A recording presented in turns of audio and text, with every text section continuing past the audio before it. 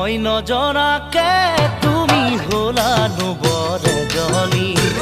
চকুতে পিৰিতিৰ চাৱনী মই নজনাকে তুমি হলানো বৰে জনী চকুতে পিৰিতিৰ চাৱনী মাতিম তোমাক কি বুলি জোনালী নে জানমণি মাতিম